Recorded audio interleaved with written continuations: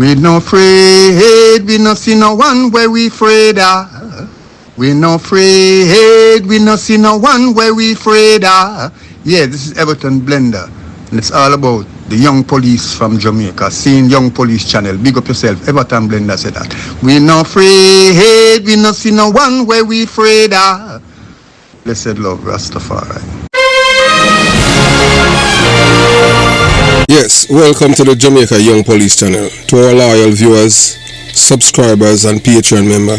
At the channel, we are a group of law-abiding citizens who believe in the rule of law and respect the rights of every citizen, but not the ones who do not subscribe to such behavior. We do believe in and support preemptive strikes because they save lives. This is a logical conclusion because preemptive strikes save lives and prevent the further loss of lives.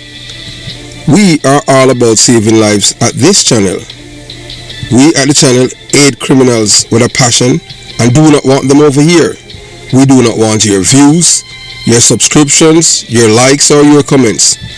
Please go elsewhere where the red carpet is waiting for you. Over here, we want you to go to prison or the departure lounge at Madden. Moving on to today's video. Yeah, so as we continue, this 3-part of the 7 series of this, man that has born in a life of crime. Yeah, man. The unrepentant criminal, Dirty Bong Q.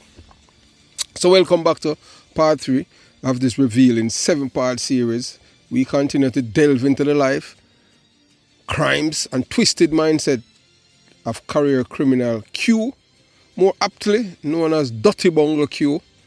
This is a man who, by his own admission, has lived a life steep in violence, dishonesty and destruction.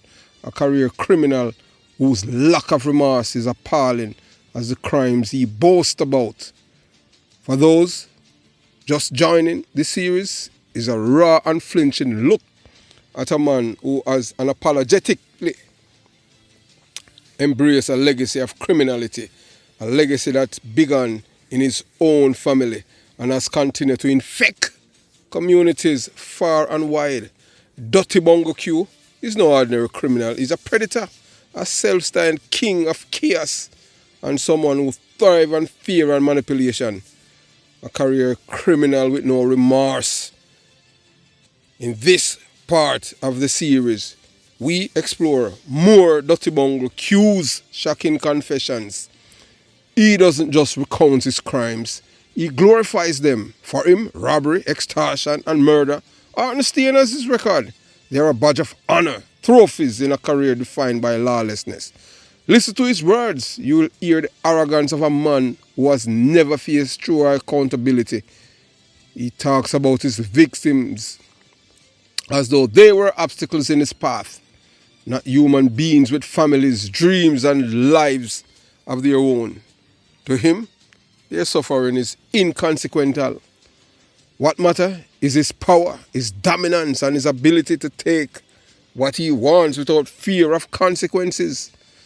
Dirty Bong Q's story begins long before his first crime. He was born in a family that glorified criminality. A mother, uncles, aunts and cousins who all embrace a life of dishonesty and exploitation. For Q, crime was not a deviation from the norm. It was the norm. It was the air he breathed and the foundation on which he built his life.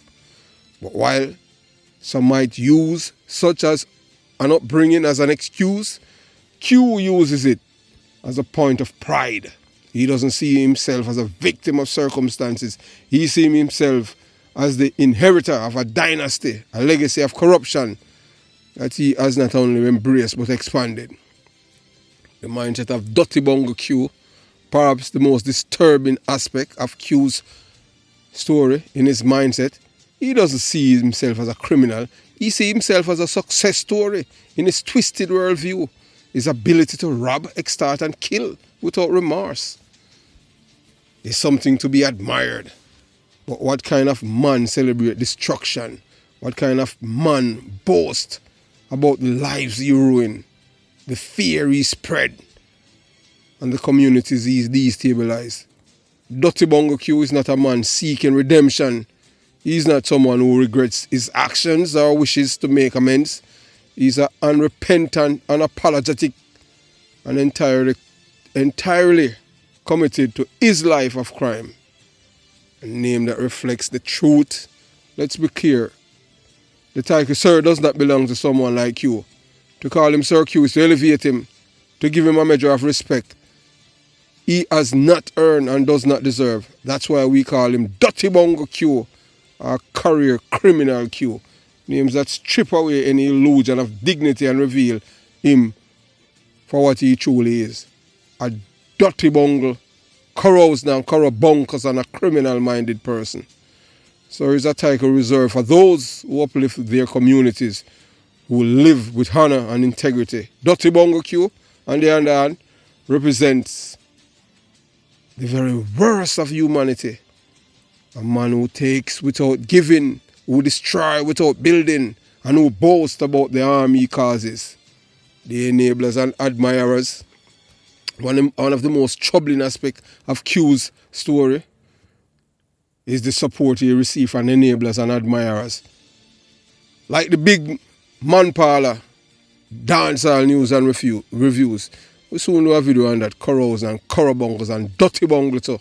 Sympathetic to criminals.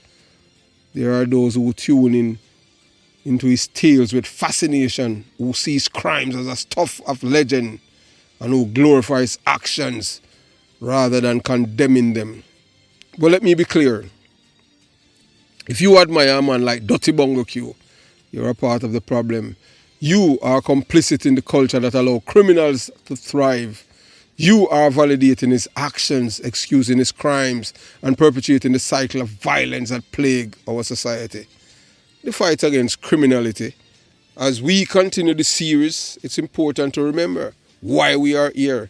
This isn't just about exposing Dirty Bongo Q for what he is, our true corrobonkers, and criminal, career criminal. It's about shining a light on the broader issues that enable criminals like him to exist. The families that glorify crime and community that tolerates it, and the systems that fail to hold people like you accountable. This man should have been to the departure lounge a long time ago. He's a parasite. It's about reclaiming the narrative and reminding everyone that crime is not a part to respect or success. It's a part to destruction, not just to the criminals, but for everyone around them. What's next?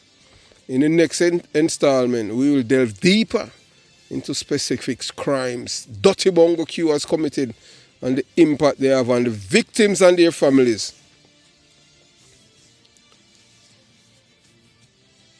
This is not just a story, it's a story about the fight for justice, the importance of accountability, and the need to confront the culture of criminal glorification and all. So as we about to start part 3, let me leave you with this. Dirty Bongo Q is no hero. He's not a role model. He's a cautionary tale. A man whose life served as a warning about the danger of embracing criminality. If you admire him, ask yourself, why?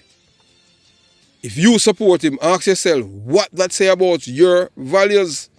Some of you who support him, or most of you, or all of you who support him have none. Because to stand with Dirty Bongo Q is to stand against everything decent, everything noble, and everything that holds society together. So you watch, you listen, and you decide. Moving on to part 3 of this 7-part series.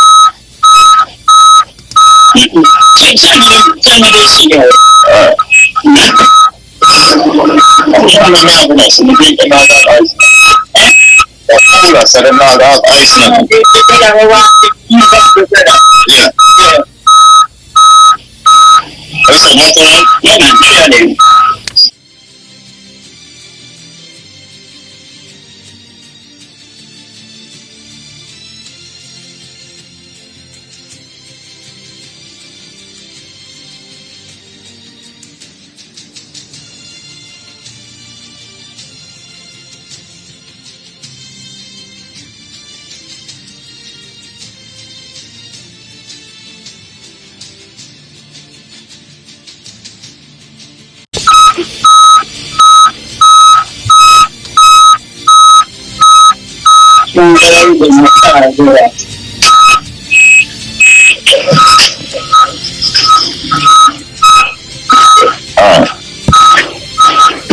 so what did they know? You were talking about your grandfather and in background. So you say the criminality never come from your grandfather or your grandmother. No, but it came from their seed. That whole thing came from, because prior to that, I'd be aristocrat. My grandmother, she one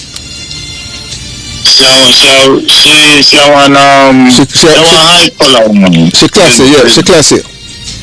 Yeah, and full of respect and them things there. She's not educated like that. She wasn't one of the educated ones out there. Her siblings. Yeah, but she knew that she displayed morals, ethics, decency, and truthfulness and everything. Right, cause she go, I hate them she have, and she go, she 40 when she reached foreign, or 43. Yeah. So she up in her age, and she's still alive too.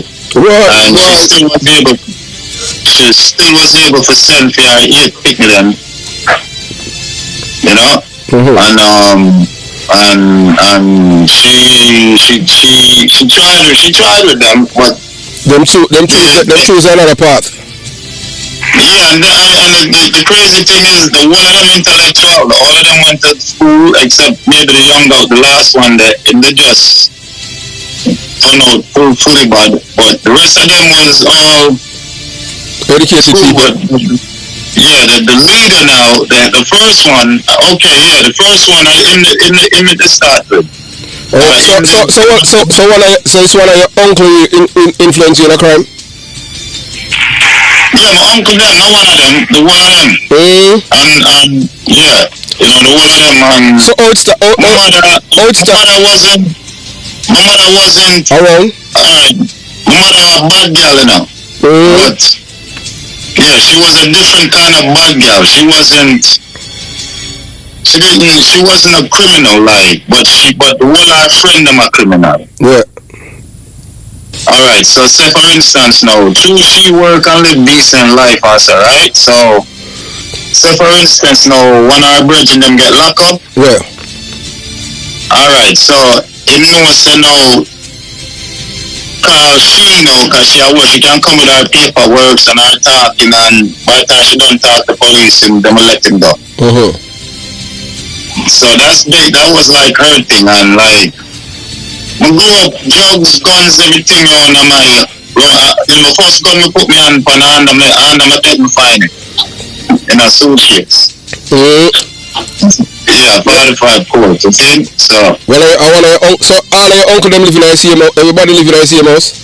No, my mother, no man, everybody did, cause them did have money, you know, back in them time, all my uncle them and my auntie them did have, me grew up consider, when we reach foreign, to New York, money, everywhere. They have three of the uncle them, they really work together, and the older one, in the drugs business?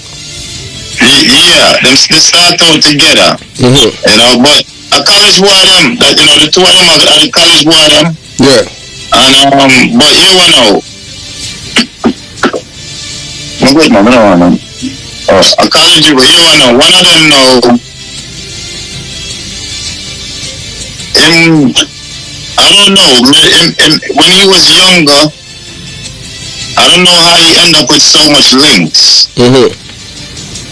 Right, but he was a red boy, bright, tall, handsome red boy, and was educated, you know. So when them call him in our streets are Queens. Alright, that one I wouldn't call his name, and the reason is because he's connected to too much people in the reggae. No man, the reggae, too much good people, decent people connected in the music business. You know, cause him and the whole of them are the trend, you know. Yeah. You name them, all of the legends them. Yeah. Yeah. Him and all of them was friends. You know, we can't walk up on anyone. I would just tell you like this. All right, leeching. So so start from there, come down. Him and all of them are friends. Yeah. And he was in the weed business back in the 70s and late 70s and 80s. Yeah. At that time they are foreign, the thing that well loose, Jamaica airline well loose, all of the airline up. Yeah. So them have insurance, them suitcase of ganja, come up, drive go to JFK just to take a ticket up and drive down about them business. So money did enough. Me see me open closet. Remember when I'm woman tell me say she used to keep money for him. And when him start out, he used to just come in and just show like the knot of money them down on the floor. So one day she went there and she opened the closet and she got nervous. She nearly pissed up herself for the amount of money she saw in there. Yeah. Another lie shut out. Me see it. You see, so the man, I just said, the man there, when me back them time, them me used to drive, go see man like Shabba, and with him and a hotel and what you call it, Marley them when them come to New York, you see? Yeah. All of them thing there, but me a little boy at them time there, you see? Yeah, until me start cut up weed, and then so me start cut up weed for them with the tobacco. Till me start bag up weed, till me start run weed. You see? Yeah. And but they never used to pay me. They never used to pay me like good. So them just to me and them family, them kind of like used to use me, Yeah. So and to me they just kind of happy for their own them. Coming from Jamaica as a young uncle, them, you understand? Because for most of my life at Jamaica, me never there on no family members, just strangers no more.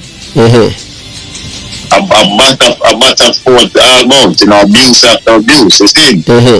As a youth, so when we reach family, me happy for them around my family then. So anything them I do, me into it, so it was a criminal. The lifestyle take care of everybody. It take care of everybody. So although it was criminality, you never see it as anything wrong because that is what you migrated and come see, and you see it as something normal. I'm telling you, when I reach foreign in them times there, it seems like everybody and their mother had to crime. There was nothing abnormal about it. Not just us, not every friends.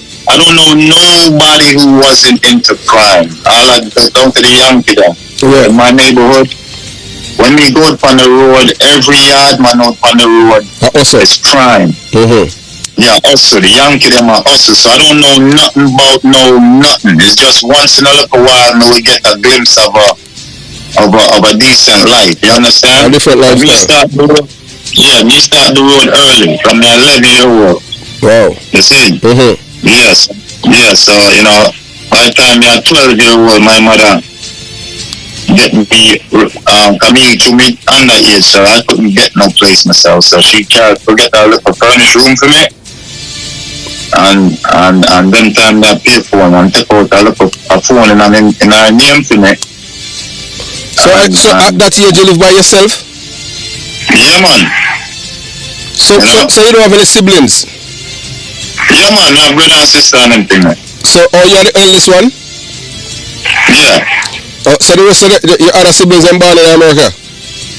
Right. I don't go and born here. Right. So from an early age you have been introduced to criminality, and that is something you see as something normal because you don't see you haven't been introduced to a next part of life for sure, so it was wrong. I'm telling something in the support now. Yeah. I just about 5 years ago me could I get my mind figures. I don't know who I was up until 5 years ago. I didn't know. I was just like what you call it? One of them, you ever see them pinball machine there, them just a flick around the ball and bounce. Organic robot, you just exist and you don't have no control over your own thoughts. As things will come to you, you program a certain way. Yeah, man, I was everything criminal was okay to me. That's a go. Yeah, man, I'm with everything. I'm with all of that shit. I didn't know you know, I thought even going to jail in a foreign, it kind of fixed me a little bit. Can you get street creds? Yeah, but it just made me. It just made me slicker, probably. So let me ask. Let me ask you this now. Yeah. Before you reach around this. So at 12 you live on your own in America. Yeah, man. And you have your own. So what was life like for you then? Going to school and so what happened to your other siblings then? The siblings them live with your mom? Yeah, because for them father, she's married to for them father, you know, so me was the outsider. So your stepfather never want anything to do with you?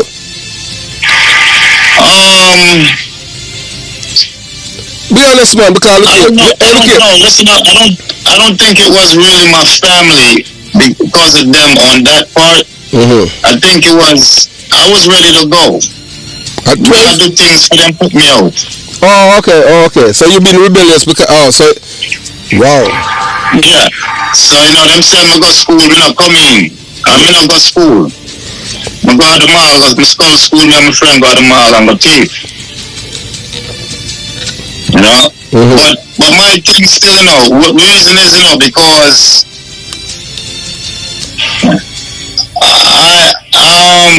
I don't think I was being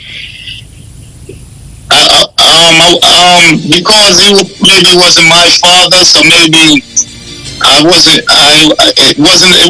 kind of wasn't the same, you know. So did you have a relationship with him? Yeah, he was cool, you know. He was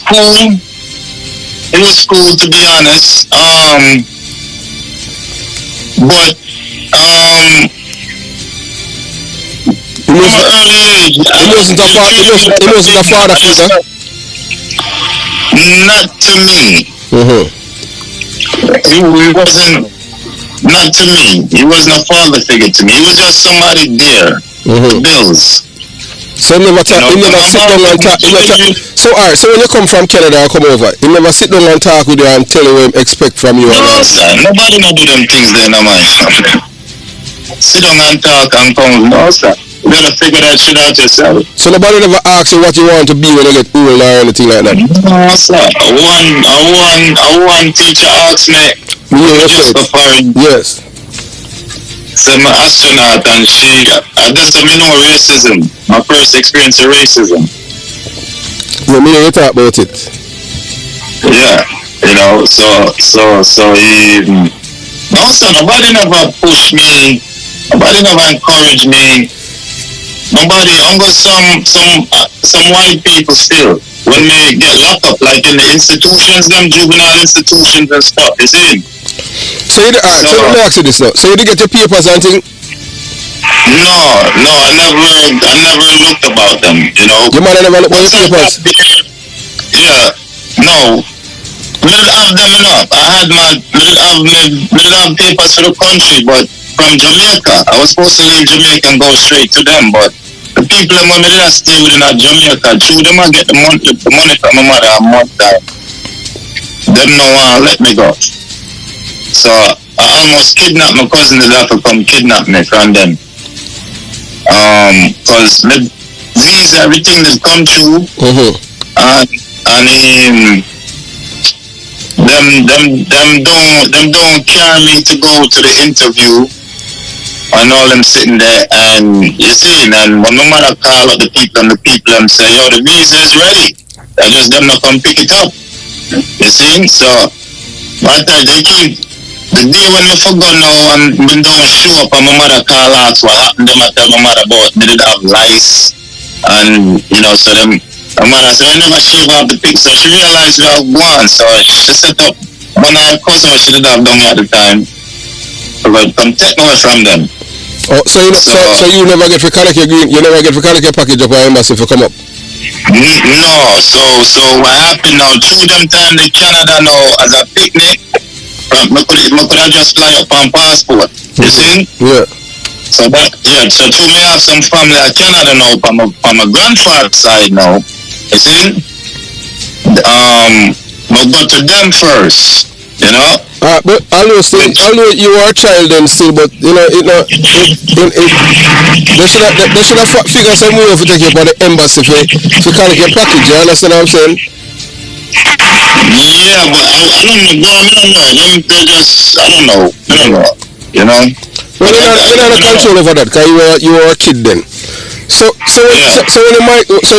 your first time when you got jail in America, at what age and for what?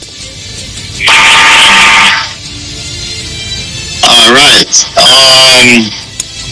Let me see. The first time I got locked up now was for weed, selling weed. At what age? Hold on, I'm gonna make sure. Let me see something. Probably, yeah, selling weed. I was probably about maybe 14, 15 then years there. Mm-hmm. And me and my friend them in our building, and I don't know, two police just, we never do a picnic, we never think them did not come. Well, no, not really. Truthfully, the bunch of picnic them that was in the building, and we was all little hustlers, because that them brought me out, right? So we hanging out in the building, so the, foreign building, them have the lobby, so, you have to buzz the door for going on, so, right? Yes. So we in the lobby part, so we see the police walk come in the building now. When them walk come in, one of the rest of the picnic them kind of take for themselves. So true, me, we kind of new to the thing. And then secondly, we never knew the other youths picking them as well, say, run with them. Cause them live in that building, run down up in them house. So we don't know them like that, say, going at them house. Mm-hmm. We just know them from outside. So me end up in the lobby by myself. So when the police come walk in, me I try to walk past him and he hold on for me. And say, come here, kid. And he push him on in the front part of my hoodie, sweater. And me that one, about 30 bag of weed in there. Yeah. Wrap up in a Ziploc bag. So he take them out and I ball and beg him and ball and beg him. Yeah, he was the cracker, wasn't trying to hear that shit. He locked me up. Mm-hmm. So, let me see what he locked me. He locked me up. Them call my mother come to me. At them time, back them time there, I was looking fortunate back them time there, because I would have probably ended up with a worse criminal record. Because them time that it wasn't fingerprinting picnic. Teenagers. Yeah. And them time that them they not go so hard on checking name. So enough time police told me long name me give them and you see me? Mm-hmm. So yeah. I'll probably get locked up the most out of all my friends, you see me? How many times them lock you up? Only for time, man. I go cross station. I think one time back in the years, we count about 21 times. Wow. So during the 21 time, the longest you stay in a jail. We're not talking about prison. The longest you stay in a jail, how long? No, I never stay long. I'm to my underage. My mother would just come to me. Mm-hmm. And so to a weed thing, mostly weed and fighting and never get locked up in a robbery. Cause we never do no robbery. We never rob people them time there. Yeah. I didn't have the heart to kind of rob people. I would thief, I would do shoplifting, but I didn't feel kind of alright. And I think that kind of held me back too. Chewing brown skin and green eyes and stuff. Mm-hmm. And there was something kind of made me stick out. That made me stick out more. Yeah. So I kind of knew that it kept me from sometimes going too hard, and it also made like some people concerned about me enough to maybe sit me down, give me some talk, or try to point me in a different direction. But those mostly happened when I went into the institutions, juvenile institutions. You know, so my serious time now, my first serious year of juvenile thing, they got locked up for they used to do chop shop. You know, you take teeth care and carry them by chop shop. Yeah, man, cut it up, yeah. Right. So I was trying, as a young kid, I was trying to get into that business because I didn't know if a teeth care. I learned if a teeth care them young. So I never did really like to stand up on the block and sell drugs because of how I look. I thought it did look too decent and too, you understand? Yeah.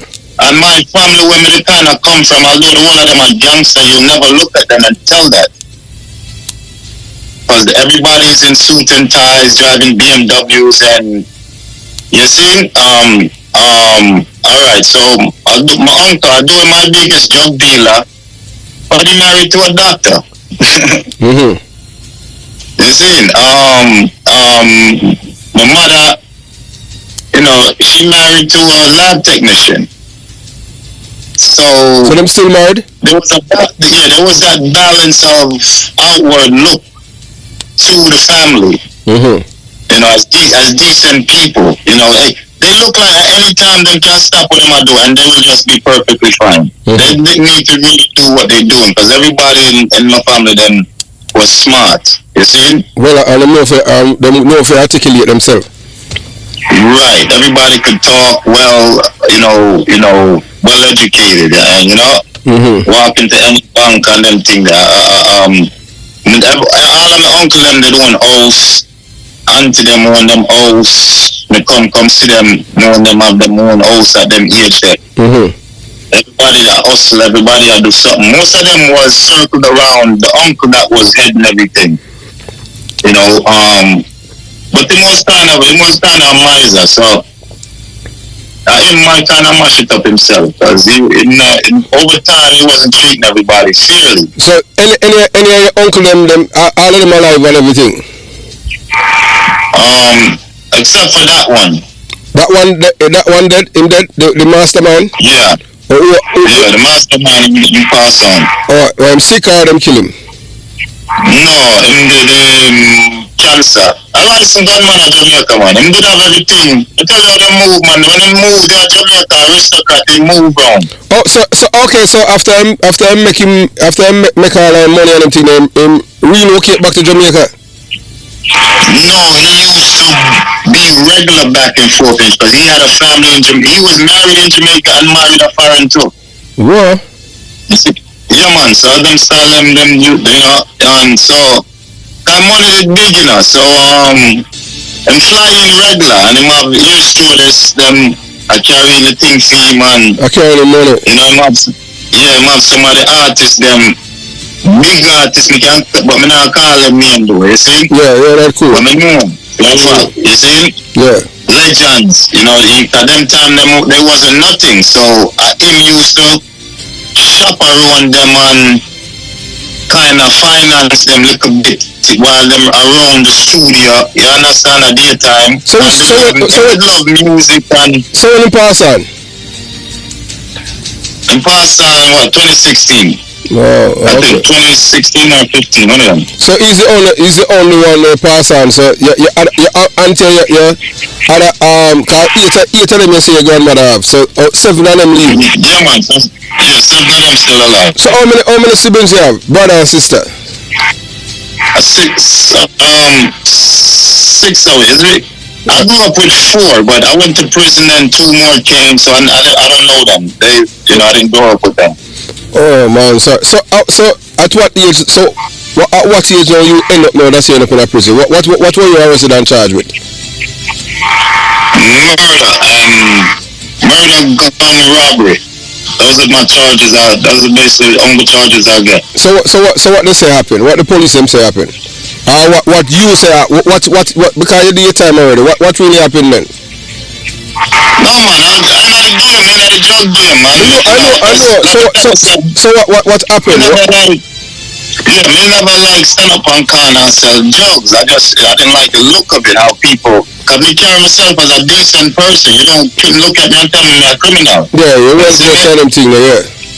Right, so everybody will look at me and tell me, say, oh, why you go pick up modeling, or why you go do this, and why what you, my Achilles heels was I didn't have paperwork for the country. Oh, okay. So you're American, though you speak American, but you're not an American. So so you could have claimed say, oh boy, I'm born here, but you know the paperwork for sure. Although you can't talk like American. Right, so it was just my decency and how I looked, and I always had manners. Why, people take me in and stuff and so forth. You see, so boy, it's so. I already know you have that going for me. Yeah, so what happened? I used it to my benefit. So what happened that fateful day now when you end up now and end up killing somebody? It was you alone or it was you and others? No man, I got co-defendant, but I just me alone take the rap. So what happened? So me have two little birds I grew up with. See, so as we grow, we get little bigger now, so we come off a kind of hustling thing. So man, I run big drug operation. At what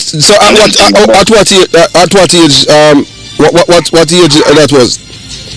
Yeah, I thought 18, okay. 17, 18, 16. Me still start move hard maybe a little before me turn 16. So you start walking with gun on them thing. Yeah, gunman, you can't tell me nothing, shoot you. You see me? I'm my uncle, I'm a bad man, you can't do me nothing. Yeah. You see me? My mother a bad girl, you can't chat to me nothing, you see? And she supported too? No, she don't support me. I never got involved. I think never crossed. But I always knew that image there. I always had that image to walk with. I could walk with it. But she never condoned nothing I do. It's just So why she never reunion from early? Huh? Why she never reunion from early? She wasn't that type of person, cause my mother have a hard life. She grew up in the street, rough, hard. Until she have bad girl. Before my mother come to Jamaica, I'll coach today, tab up girl and all of them thing there. My mother have bad girl. She me hear a story them sometime. All our brother and sister them tell, man, 6 man back her up in her room for rape her. And she come up out of that and injure one of them. You see me? So, my mother a bad girl at town, cause she and her them used to run town. If anybody know them from them time 60s, them time and them girls bad girl at town, yeah, she was one of them before her mother get a chance to send for her. You see? Yeah. So she end up right before she could go and she have the baby, have me, and miss like 6 months later. She have to fly out. So that fateful day now when you end up now, when you're in your two birds again. When you come tomorrow, you talk to me. Alright? I don't want you late, so. Alright? You alright? A weekend now. You're good. Alright, love you, yeah. Yeah, so you're saying that the fateful day and one time you end up now, your child. So what happened? What drive you? What caused you and your friends them for go on for rob this person or them drugs or them thing there? A friend them did owe me a piece of food. The people that now how much my friend them, my co-defendant them. How much money them did owe you? Them owe me about the equivalent about brick and a half, a kilo and a half of cocaine. That you not deal with them Tyler? No, me never deal. Yeah, so over here now, over here is not for the goldfishes them and the criminal and the dirty bungles, Yeah, so when you talk about sir, yeah man, you can't, no criminal, no dirty bungle, no carouse, no carabuncles, no jail bud, no prison bud, no unrepentant career criminal. You can't put no sir in front of them name. They don't deserve it. Sir is an honorable title. Sir, it's people who uplift them community, who have done and make sure that the communities are safe. That's yours truly. I have put my life on the line from I have been 18 and 1 day old to protect life and property of the Jamaican people, in which right now we see that criminal-minded people take over Jamaica. They make excuse of criminals. That's why I am the most hated YouTuber, because I don't support them. But guess what? I don't care. If you have 20,000 Christopher Porter in Jamaica, in the Jamaica Constabulary Force, island-wide, trust me, we can't get rid of all of the parasites. Then we dirty bungle them. And the jail board and prison board like career criminal queue, dirty bungle queue. Yeah. We don't believe in that. Oh, some parasite, you have to get rid of them. Use repellent and get rid of them. A boast how you kill people as if it is a badge of honor. So as we conclude part 3 of the 7-part series on Dirty Bungle Q, so we have reached the end of part 3 in this eye-opening 7-part series, where we continue to peel back the layers of deception, arrogance and criminality that define Dirty Bungle Q, a man who shamelessly revealed in his life as a career criminal. This is no ordinary story. It is a deep dive into the twisted psyche of a man who has caused immeasurable harm, left a trail of destruction, and still have the audacity to demand recognition as if his life of crime is something to be celebrated. Let us remind ourselves, this is no sir. The very thought of calling this man sir is an insult to all those who have lived of honor and dignity, honesty, truthfulness, ethics and morality. He's not worthy of such title. Instead, we call him what he truly is, Dirty Bungle Q, career criminal Q, a man who symbolizes the very rot that plagues our society, a rot perpetuated by violence, exploitation and glorification of crime. A summary of what we have uncovered so far in the first 3 parts of this series. We have uncovered the following. The boastful criminal Dirty Bungle Q isn't just a criminal, he's unrepentant and proud of it. He has built his reputation on robbery, extortion and murder, selling drugs from he was a young boy before he was even a teenager, living by him openly boasting about the lives he has destroyed and the fear he has instilled in others. He sees his crimes not as a sin, but as an achievements, trophies in a career defined by violence and lawlessness, a legacy of criminality, born into a family steeped in crime. Dirty Bungle Q's journey began long before his first act of violence. His mother, uncles, aunts, cousin all play a role in shaping his warped worldview. For Dirty Bungle Q, criminality was not an aberration but a tradition, a way of life passed on like eardom. It's like a parasite, a mindset of arrogance. What set Dirty Bungle Q apart is not just his action, but his mindset. He has no remorse, no guilt, no second thoughts. To him, his victims are collateral damage, mere obstacle in his path to dominance. He operates with a chilling sense of entitlement, believing he's above accountability, morality and justice.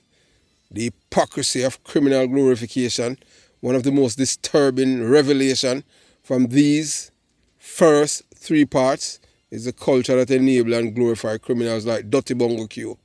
He thrives not just on fear, but on the admiration of those who see him as a figure of power. There are people who tune in to hear his stories, who see his life of crime as legendary, and who turn a blind eye to the suffering he has caused. But let me ask you this, what kind of society glorifies those who destroy lives? And the drunk do that because drunk are wait for the carcass, for eat it. What kind of people look up to someone who preys on the weak and vulnerable, carousing and dirty bungle, like dancehall news and review, all carousing and dirty bungle and carabuncus? If you admire Dirty Bungle Q, you are complicit in perpetuating the very culture that allows individuals like him to thrive. You are a part of the problem. enabling a cycle of violence and destruction that affects us all. Why this series matter? This series is not about exposing dirty Bongo Q for what he is. It is about shining a light on the broader system and cultural failures that allow criminals like him to exist. It's about accountability. Criminals like Dirty Bongo Q thrive because they are not held accountable. Whether through weak enforcement, corrupt system, or lack of community action, the structure that should protect us fail, leaving room for predators like him to operate with impunity. As if he has immunity from prosecution. It's about cultural change. We must stop glorifying crime and criminals and condemn them, shun them. Don't want them in our circle. Nothing to do with them. They are like a pariah, like Ebola. The admiration of figures like Dirty Bongo Q sends a dangerous message. The violence, exploitation, and lawlessness are a part to respect and power. This must end. It's police officers like me that Dirty Bongo Q and the likes don't like, because I make sure that my victims get justice. Because the system in Jamaica feels them every day and support Dirty Bongo like Q. The 63 people in Parliament are a disgrace. They have let down the Jamaican people, and now the same people who hate the police are being slaughtered in days in mass killings. You think we have any sympathy for them? No. Because they're all corroused and corrubunkers. Some might be innocent, but here they say guilty by association.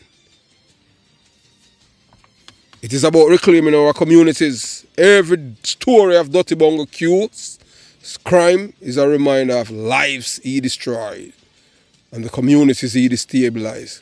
By exposing his action and mindset, we take the first step in reclaiming our communities from the grip of fear and crime. Looking ahead to part 4, in the next installment, we'll go even deeper into Dirty Bongo Q's life of crime. We will uncover more of his heinous acts, hear from him how he have made people suffer at his hands, and explore broader implications of his actions on our society. Part 4 will also tackle the system that failed to address the root cause of crime, as well as the enablers, both in the community and possession of power, who allow criminals like Dirty Bongo Q to thrive. Criminals must live in fear of losing their lives, not the law-abiding citizens. So as we close part 3, let me leave you with this. Dirty Bongo Q is not a man to be admired. He is a cautionary tale, a symbol of everything that goes wrong when crime is allowed to flourish unchecked. Walk it without regret. To support him, to admire him, is to betray the values of decency, justice, and community. As for me, Sir Porter, I have no affinity for criminals like Dirty Bongo Q or people who support him. My loyalty lies with the victims, the law-abiding citizens, and the fight for a better society.